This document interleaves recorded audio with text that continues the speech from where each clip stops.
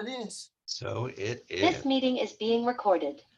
All right. So here is the opening question that I have for each of you. And this is going to be one of those times where it's time to tell the truth, no matter what. Don't worry about it. No judgments here. But how many people have meditated today? Say it out loud because I can't see the. I I have. have. I didn't. You did, Avery? No, I didn't. Okay. How about you, Sandria? Was that a yes? Yes. Okay. And Betty, that was a yes. Yes. Mhm. Jamie? No. No. No? Okay. Well, I did too. So I'm going to start off in the honor of treatment and meditation, giving you a little exercise to do for the next week. So if you drink something hot, like if you have hot tea or hot coffee in the morning, we're going to do a 2-minute meditation. So the idea, the practice is that you start the tea kettle and sit down and meditate until you hear the tea kettle whistle or until you hear the coffee pot do whatever gurgle or sound it makes so that you know that it's done. And the reason why I want to introduce this idea is called the 2-minute boost, the 2-minute meditation. It is an activity that I want to invite you to incorporate into your life whenever you have those moments. I mean, how many times have we all stood in front of the microwave, hit the button that said popcorn, and we stand there and we watch the microwave? We don't walk away from the microwave until it beeps and it's done. But then we turn around and we say, well, I have no time to do this. But yet we have this opportunity to notice in our day-to-day life all those little moments when I don't want to say that we're wasting time, but we're not taking advantage of the full time that is available to us. Now, you may decide, I don't drink coffee, Reverend Jack. Don't even mention coffee to me. I don't drink tea. No. I get hives if I drink something hot in the morning. I only drink cold liquids in the morning. Okay, let that practice go. What I want you to do, once you've done your shower in the morning, stand still in the warm water for at least 2 minutes and do nothing. Do nothing. And notice what you notice about that experience. If you get fidgety, I'm wasting hot water. I'm just wasting water. I can't be doing it. Let it go. It's only 2 minutes. And get to the place where even in that 2 minutes, you can go to a place of calm, a place of tranquility in that. Because what you're learning to do in this process is to meditate wherever you are. So if you're standing at the bus station, at the bus stop, waiting for the bus to come, and you know that it's got 5 minutes before that bus arrives, stand there in the silence, meditate. That big old bus is not going to be able to pull up in front of you without you noticing it being there. You're not going to go into some sort of trance where you don't know. But what you are doing in that moment is getting grounded. You're getting settled. I have experienced people on the commuter train. The first thing that they do is they sit in their seat, they get quiet, and they just go to this place of calm, this place of tranquility. Some of us that fly kind of know that moment right when you're on the tarmac, but the plane hasn't taken off yet. It's just sort of sitting there. It's sort of resting. It's sort of adjusting It's sort of just being in its place, and it's a stillness. And you can get into that place right there in that moment before that plane takes off, where you can do that momentary meditation to be with it, to be at peace with it, and to just be grounded in your seat and be aware and affirm that it's going to be a safe travel, that affirm whatever this trip is going to be looking like, so that you have that opportunity to meditate. So that whenever asked again, like we did with the icebreaker question, is that I meditate all the time and at every opportunity. And that is the gift of meditation. A lot of times we will look at what we think is the picture of meditation, the what we might see in a movie, what we might see on a television program, and think, okay, well, I cannot meditate unless I have the right floor cushion to sit on, and unless the right music is playing in the background, and unless I'm burning the right essential incense in the room, or the right essence oils have been dripped over the the light bulb so that the room is filled with that aroma. That I have to set up that whole context, that whole situation to meditate. And what I'm offering, no, you don't. It's wonderful if you can go there. It's wonderful if that is the luxury of time and space that you have to meditate. And by all means, do it.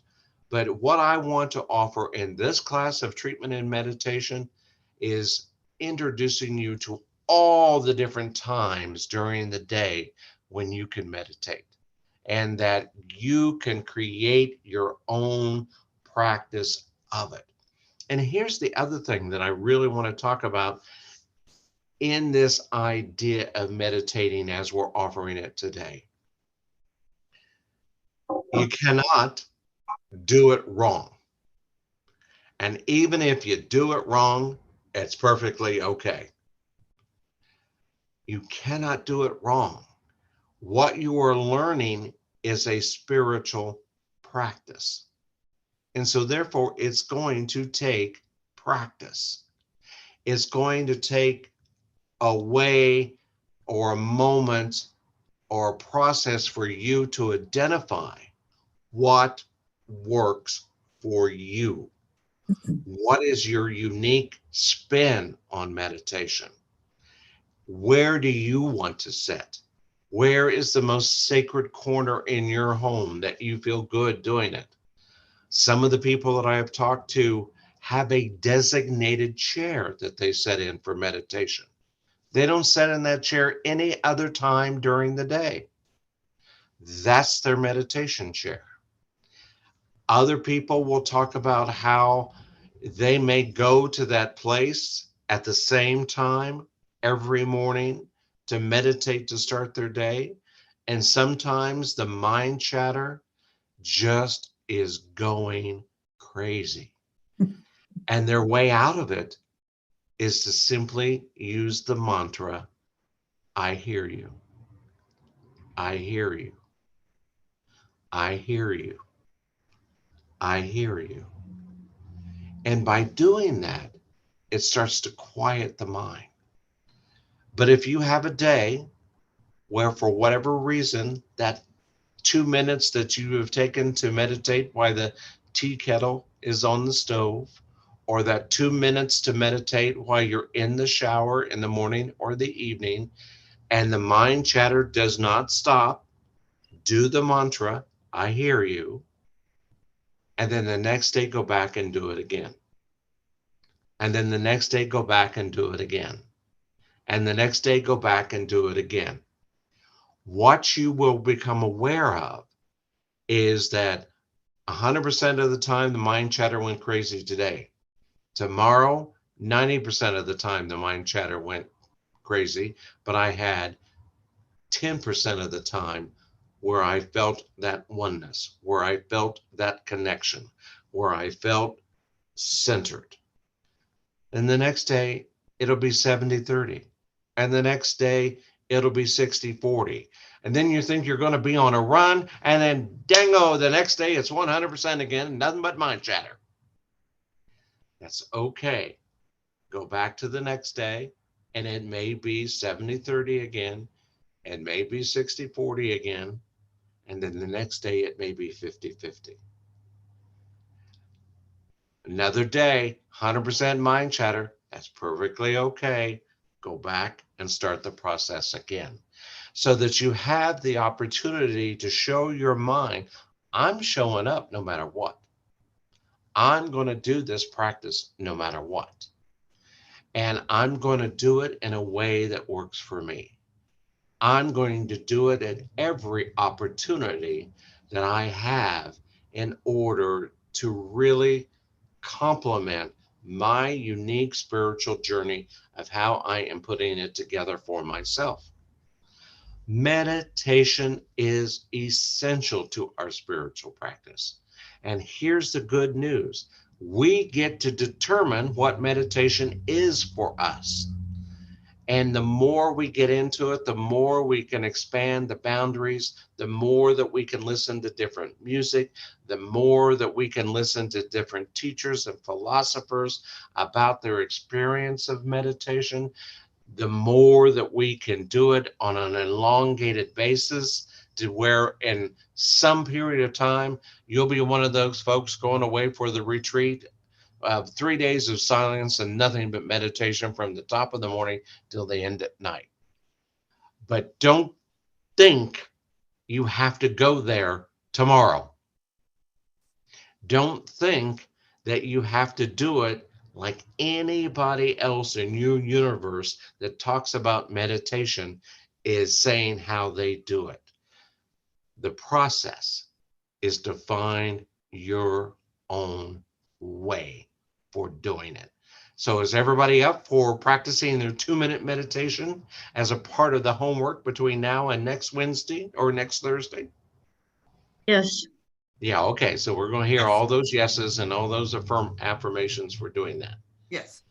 The next thing that I want to talk about by way of introduction as to what we're up to is this idea of treatment. Now, treatment, if you are new to this practice, or if you're new to this philosophy, this faith, this way of living that we are calling science of mind, treatment sounds like a medical procedure. Meeting with a practitioner sounds like you're going to a medical appointment. So what I want to invite you to do for a moment is to let go of that picture, of that definition that you have given the word, the power behind that word. And I want to invite you all to think about a different word right now. If I were to say the word to you, oh, that is awful. What do you think? That is awful. That doesn't sound like you. What else? Huh? Why What does not? awful mean to you? Harmful. Not good. Yeah, If someone says that, it sure isn't helpful. no, harmful. Like the opposite of being helpful. Yeah, Distasteful. yeah. What? Just bad. Distasteful. Oh, So what if I were to tell you the original idea of the word awful was full of awe? Oh, Mm. Wow. I can see that's that. inspiring. Yeah. Full of awe. Oh, It turnabout. was a good word. awful. It was a good word that really lifted up the experience or the moment or the thought of the idea. But over time, we've flipped the meaning of it in our common genre of talking. So I want you to think of this word treatment in the same way.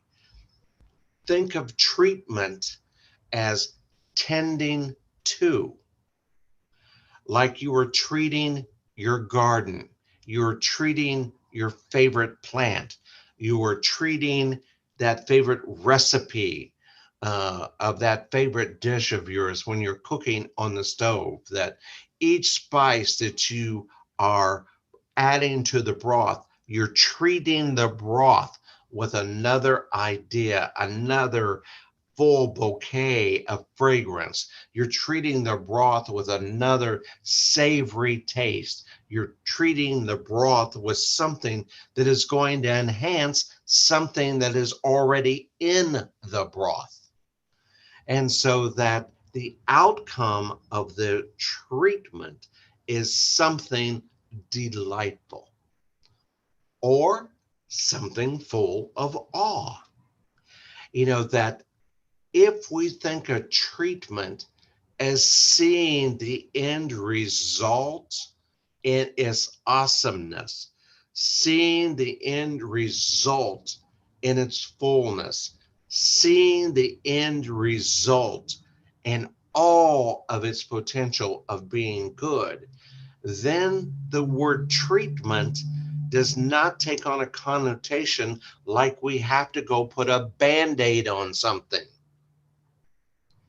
So if we're thinking of a prayer treatment is, I've got to go fix something, or I've got to go heal something, I've got to go put a Band-Aid on something, let's let go of that thinking and think of treatment as adorning something, as adding to something, seeing the magnificence something as if it's already there.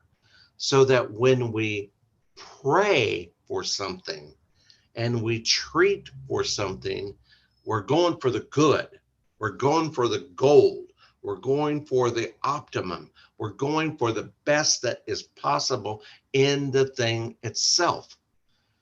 And if you think about it, the way that we pray is affirmatively, which means we see the good in the prayer. We allow the prayer to speak for its best self. And so that we don't go into a prayer treatment in a place from being a victim. We do not go into a prayer treatment from thinking that we're not worthy.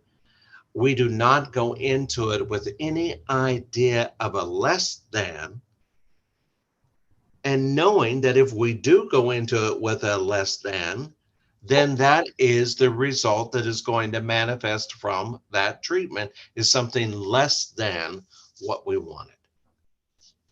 So over the next 10 weeks, we are going to do a very deep dive into both of these processes, treatment and meditation, and see how they go hand in hand together. The other thing that we're going to do, and we're going to do this today, we're going to add a secret sauce to this process of treatment and meditation, and add visioning to it, so that you have an idea of 3 essential tools for your spiritual toolkit that will serve you through your entire process of this thing we call life itself. So if you think about visioning as the third leg of the stool, or the third thing that we're going to encounter, visioning is getting yourself out of the way of what you think you want to create or even co-create with spirit, and tap into what spirit has in mind. You know, we are master creators. Each and every person in this room right now is a masterful creator. The world that you are living right here, right now, is the world that you created. Every aspect of it, you have had your hands in it. Everything that is in your life right here, right now, is as a result of your answered prayers. It is a result of the treatments that you've done throughout your life. So we may make the decision that right here, right now is like, ooh, I could do with some cleanup on aisle 3 over here, because there's some little mucky muck stuff over here that I don't necessarily want in my life. I'm accountable. I'm willing to take a look at how my life got to be the way that it is and say, yeah, I see my hand in that. I see when I wasn't paying attention. I see when I thought I could fix the thing, but I couldn't fix the thing at all. I could see where I thought I really wanted that. I had no idea what a clunker it was going to be that once I got it. Okay, I see it. I'm accountable. So I'm going to let that go now. I'm going to let that go. I can clearly see that that's what I wanted. So now I'm going to tap in and see what Spirit has in store for me. What is the divine nudge that's happening in my life? What is Spirit whispering to me to know? What is Spirit whispering me to be? What is Spirit whispering to me to do? And then what will unfold through this visioning process is what Spirit has in mind for you to have as a result of that. And we have to trust the process. You know, one of the things that we will grow in this understanding over the next 10 weeks is our understanding of faith, is our understanding that, you know, when we open up to Spirit and Spirit reveals to us what it is for us to be, do, and have, we got to trust that that's going to be good for us, and that Spirit has a better idea of what is for our highest and best than what we might even have for ourselves in this process. And so if you look at how all this is kind of conspiring together. You know, first you kind of vision and you tap in to what Spirit wants to reveal to you, what Spirit wants you to know about things. And then once you kind of have an idea about that, you can do this meditation to really think about what Spirit has revealed to you, and how can that be? How, you know, let me go a little deeper, Spirit, in this meditation. Show me going there. Show me feeling that. Give me the sense of how I will feel when that happens. And you can enrich the vision through the meditation. And then once you come out of the meditation, you can treat that it is just as I pictured it, or even better, or even more. And so that you now kind of see how we do this thing that we call treatment and meditation. So has that been enough of a tease that makes you want to go, ooh, let me understand a little bit more. Let me go just a little bit deeper. What say you? Absolutely. What's exciting about that?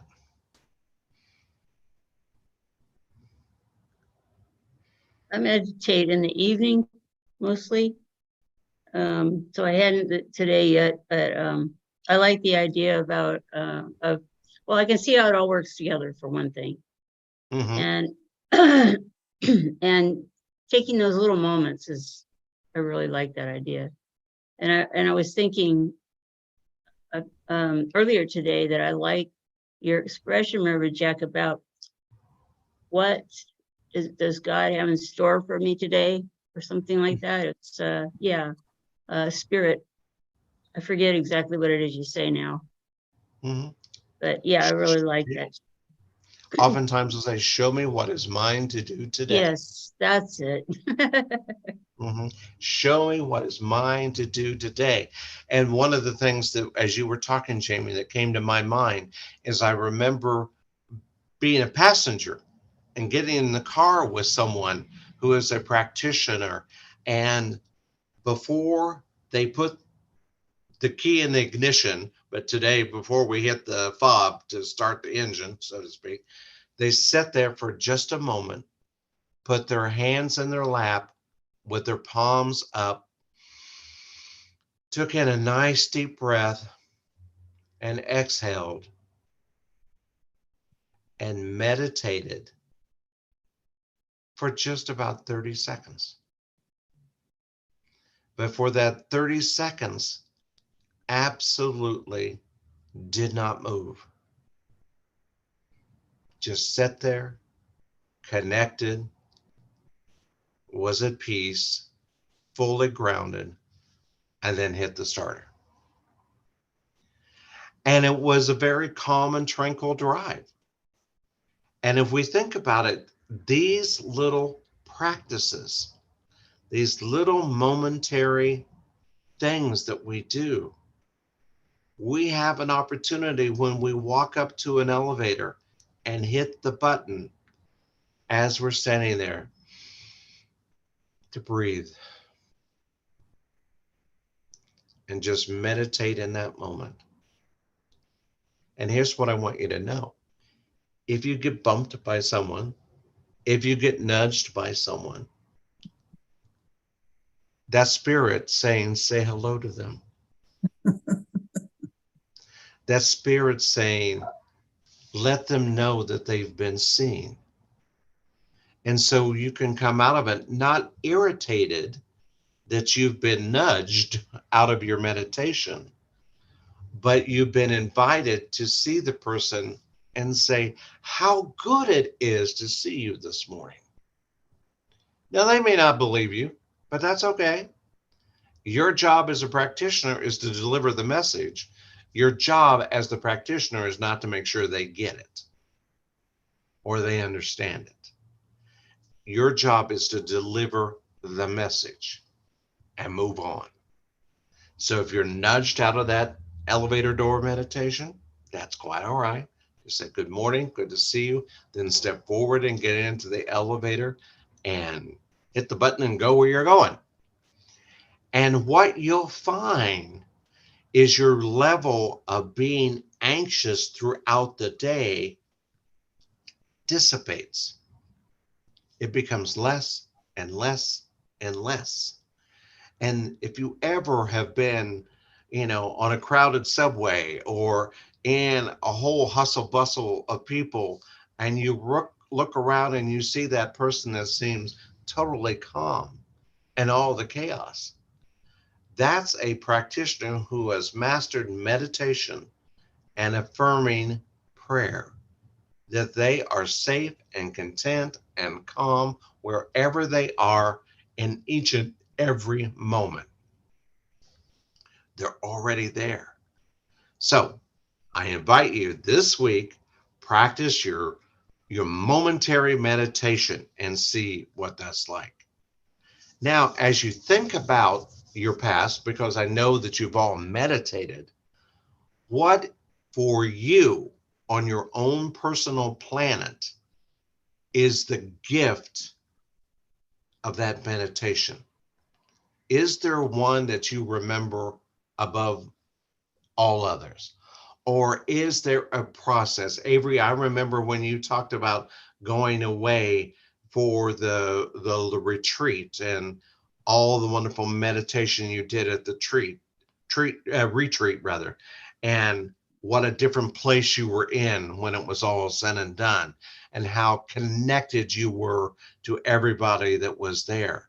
I want to hear about a time in your life when you meditated and you walked away and said, oh, I got to do some more of this. It was probably the first time, the very first time. Tell me about it. I knew what it was like to do it after an actual yoga class. It's called Savasana. And some people have fallen asleep, but I never felt it then. It wasn't until I took an hour-long meditation class that when I got up, when it was over, it was like, where am I? But damn, this feels good. But because it took you out of the everyday. It took you away from the everyday. It took you away from the things that we stress out about. It freed you from that. And that's what and I think that's what you go into it for. But it also opens you up to a whole lot of other things that are, it opens you up to going deeper into yourself, to figuring out some things you couldn't figure out before, you know. And I think that that's what that first time was for me. There's so many things that came up that after that first time that I was addicted. It was like a drug. So yeah, it's that because it takes you to a place you've never been before, and you know you want to go back.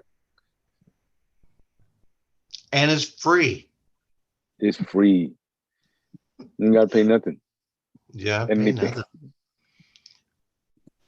Sandria, what was your favorite memory of around meditation? There's so many. Several favorites. I've written papers under meditation. I've written speeches and presentations under meditation where I couldn't get started when I was waking and walking around. I remember I do TM. I've done TM for almost 40 years. And I remember waking up one day and watching the depression just kind of move like this. And from one moment to the next, and it wasn't there. And the most recent favorite was I was meditating the other day, and it was an hour meditation which just went by like that. And when I opened my eyes, I didn't know where I was. Totally didn't understand where I was or anything like that. But as Avery said, it was damn good. It wasn't scary at all. It felt awesome. And I've been trying to do that little drug again, but I haven't done it. But you have what? I've been trying to do that drug again of going so deep in the meditation that when I opened my eyes, I didn't know where I was. And it wasn't scary. And it wasn't Right. Certain. So I just closed my eyes and opened them in about 5 minutes. And I was, I guess as old people say, back in my body. But I had flown somewhere and done something, and it was just absolutely lovely. Good stuff. How about you, Jamie? I don't know if I could just say anything in particular. I might have to give it some thought, more thought. Mm-hmm. I Do you do know remember that, Go ahead. sorry, I do know that one of the favorite things I guess I could say is breath work. Because so many times, I think most people also, but I, forget to take good breaths, and it contributes to, a lot of things that aren't really good for us because of the nervous system. I don't know if it's autonomic nervous system anyhow. So when I think of it, I'll just put my hand on my chest or both hands. And when I do that, it's like, okay, I'm here and it's okay. And God's got it.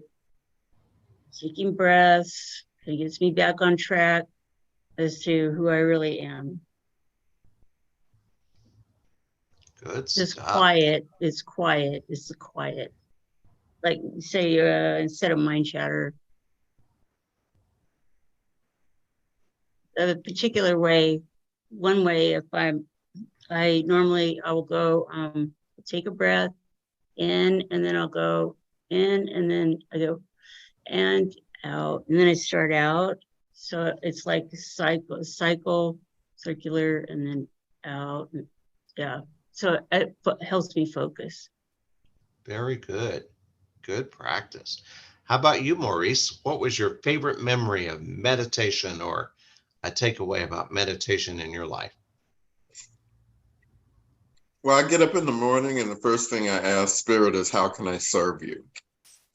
And so as I am going through the day, I'm looking for opportunities to serve Spirit. I can call it Spirit, the universe, life itself, or love. Any of those are one and the same for me. Mm-hmm. And my favorite place is to realize in the moment that my mind has taken me into some place of fear or fantasy.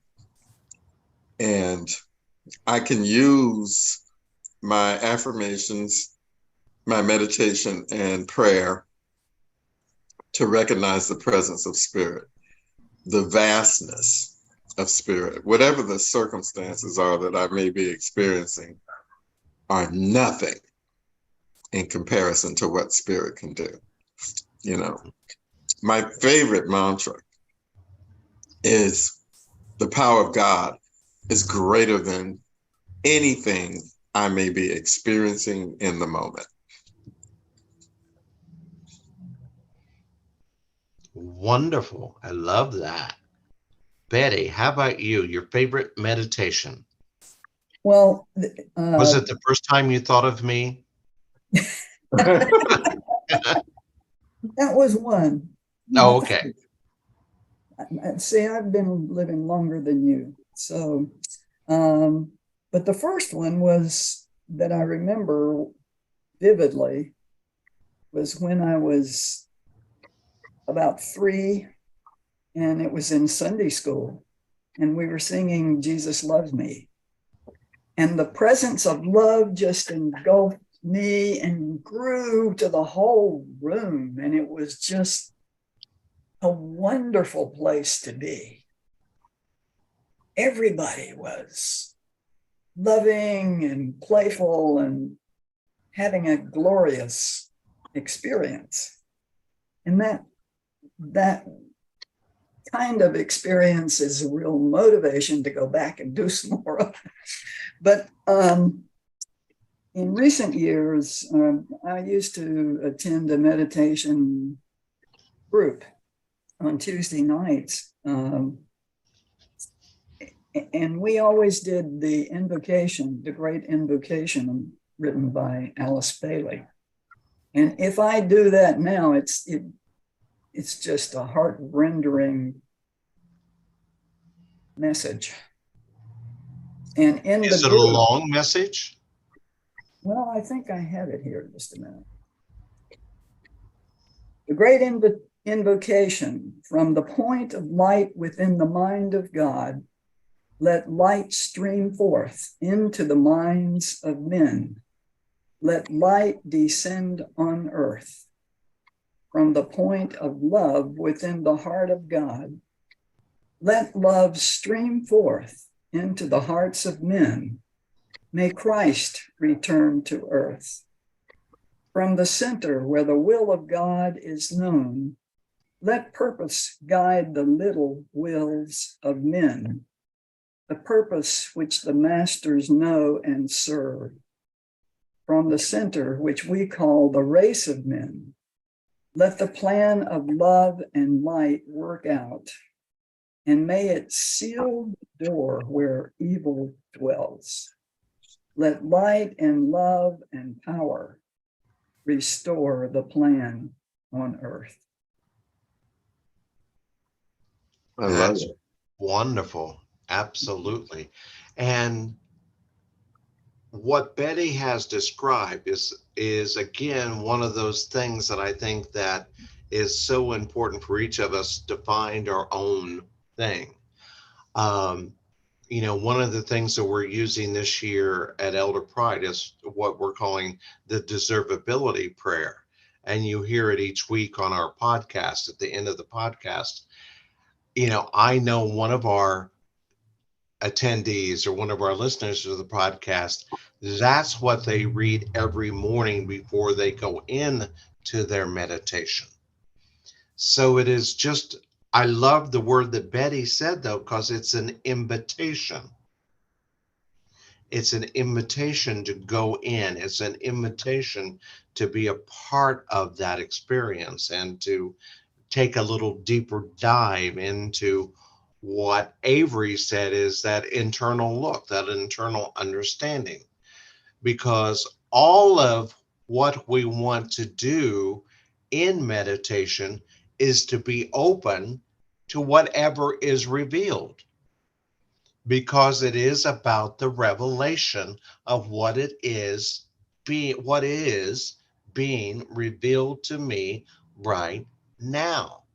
And so many of us extroverts, or even some of us as introverts, we're great fixers in life.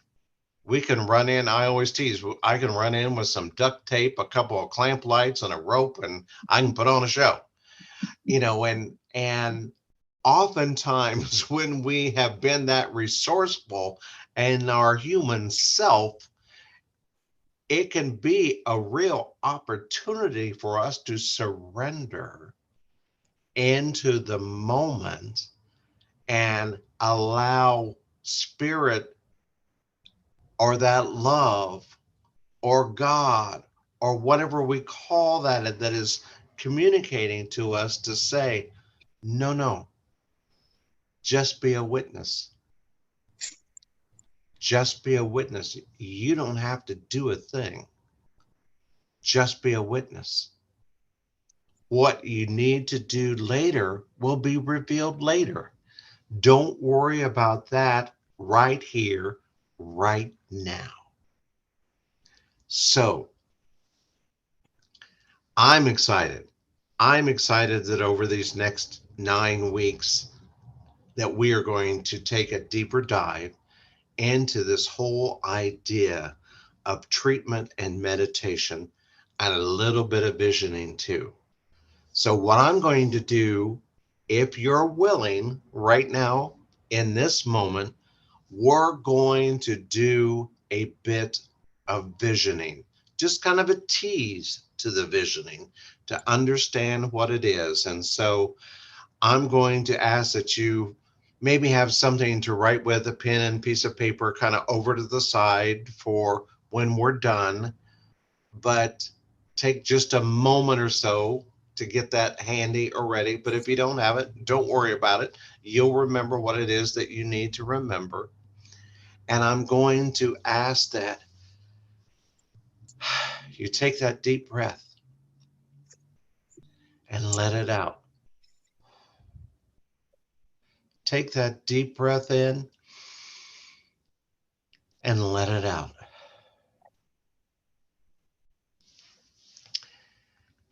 And if you're willing, I'm going to ask that you get as comfortable in the chair as possible and that you just close your eyes and get into a place where you're willing to receive.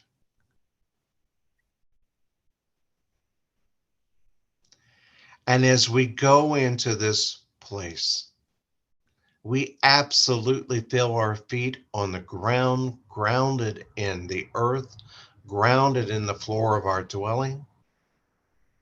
We are absolutely aware of the energy that surrounds our legs, from our calves to our knees, to our thighs, to our glutes as we sit in the chair. We are absolutely aware of the core of our being and all that it feels and all that it contains. And as we move up our body in this energy, we're just willing to kind of take our hands and give ourselves a little embrace as we rub our arms and just give thanks. We're thanking this vessel. We're thanking this body that has contained our soul and our spirit and our being for all the times that it has. We give thanks for that.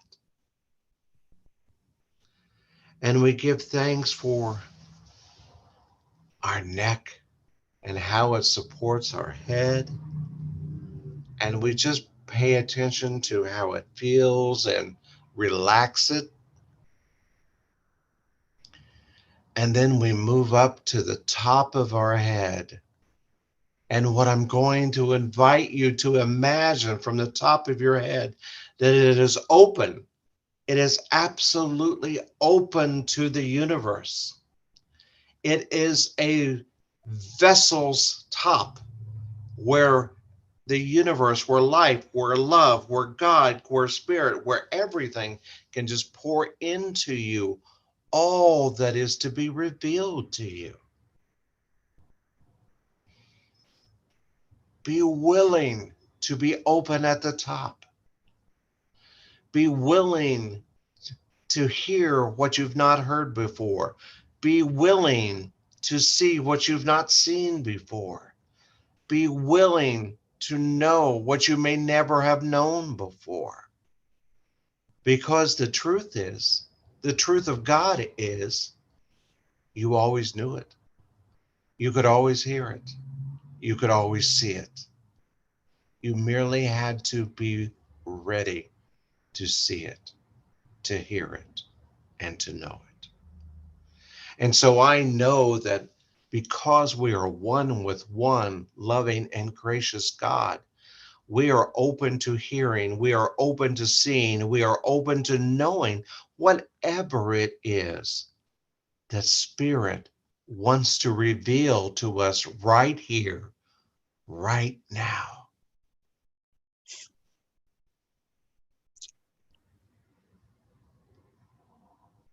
What is Spirit revealing to you right now?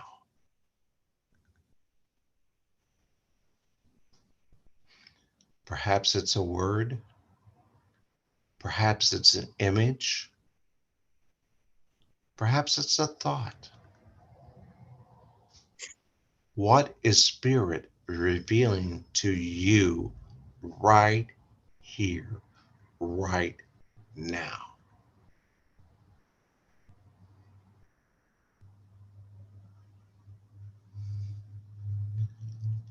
What is it that Spirit wants you to see right here, right now?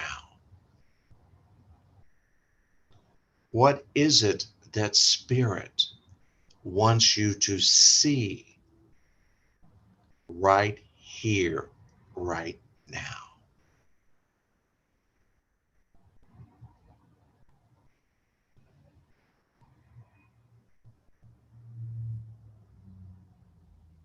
What is it that Spirit wants you to know right here, right now?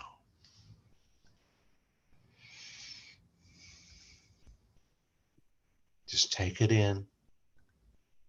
Don't judge it.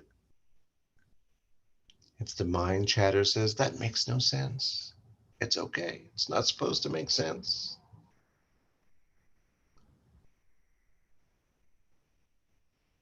And finally, is there anything else that Spirit wants to reveal to you right now? If so, what is it?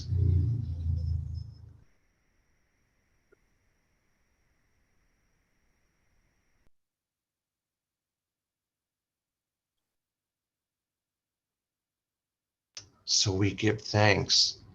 We give thanks to a gracious and loving God, to a gracious, loving Spirit, to love itself for revealing this to me, for revealing all that I need to see, all that I need to know, all that I need to think, all that I need to say, anything that is there. Thank you. Thank you. Thank you, Spirit, for revealing that to me right here, right now. I release the mind chatter that may want to distract me from what Spirit is letting me know. And I give thanks. I give thanks that I am in a safe place where I can do such an exploration and notice what it is that I notice so that I can contemplate and discern why I noticed it. To go deeper, I'm ready. I'm ready to step forth into my world, knowing what I know. And so it is. So it is. So it So is. take 30 seconds or so and just kind of jot down, make a note to yourself what you noticed in that little visioning process. And then we're going to briefly share what came up.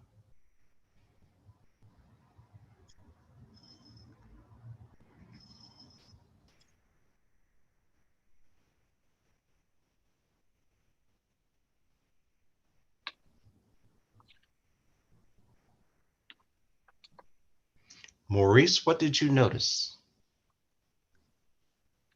I noticed the feeling and the knowing that everything is going to be okay. It's going to be all right. Very nice. Betty, how about you? What did you notice? Well, the piece of being in the moment, being able to, today has been a little more active than usual. And I just realized what a glorious opportunity to be in the moment. The other thing was just the joy of love revealed. Very nice. Jamie, what did you notice?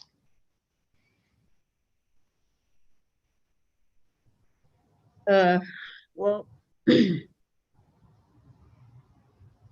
I had a picture of my mother Mm-hmm. in her situation, which she's a situation that always seems that I have to feel like I have to fix it. But I saw this and I realized, I think we talked about this last night, but that I don't have to do anything about it. Mm-hmm. It's being taken care of. And Very that's a relief. Mm-hmm. Mm-hmm. Thank you for that. Avery, what did you notice?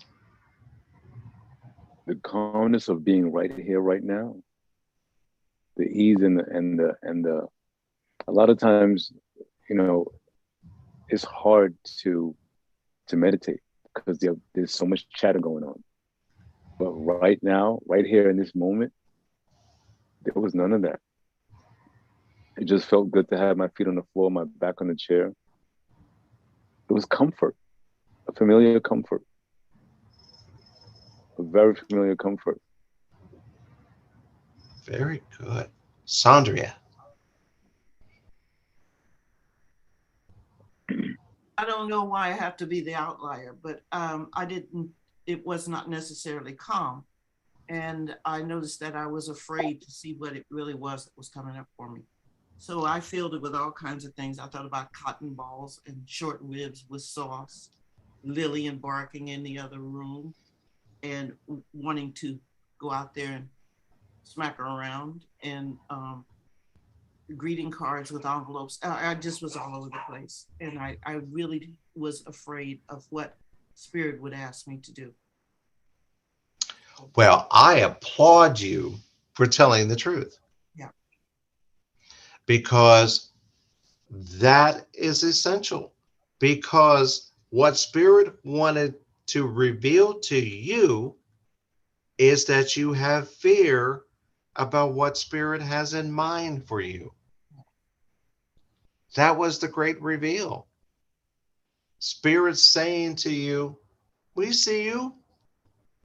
We know you're afraid, but we got you. We got you. Be willing. Try it out again tomorrow. Okay. I will. We're not going anywhere. So we're here to help you walk through those considerations, those fears, all of that. We got you. We're, right here with you. It's like you're that little child right by the edge of the pool. Avery and Betty and Maurice and Jamie are already flapping around in the pool, splashing water, going, come on in, it's okay, come on in. And you're kind of going, but it's cold. That's it. It's cold. I put my big toe in it and it's cold. That's it. And so it's like looking at what is it going to take for you to be willing to leave that foot in there just a little bit longer to realize that, okay, it's only cold for a moment.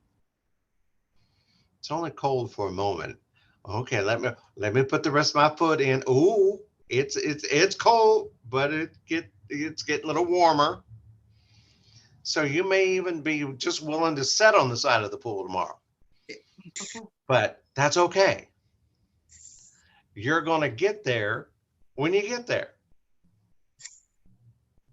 And it's all good. You're not doing it wrong. Spirit has revealed something big for you today. And that is telling the truth about being afraid. Because we cannot heal the fear until we name the fear. Once we name it and know what it is, then we can move through it, or we can go around it, or we can rise above it. But we can get over. What was it that Tracy Brown said a few weeks ago? Go with the flow, don't block the flow. That's right. So we're going to go with the flow here and go as slow as we need to go so that we all get there, because none of us are going to get there without you. We're all in this together, and we're all going to do it together. So with that brings us to a close for our introduction to what it is to be in this class that we are calling Treatment and Meditation. So if you're in, yay, we want you to really be in.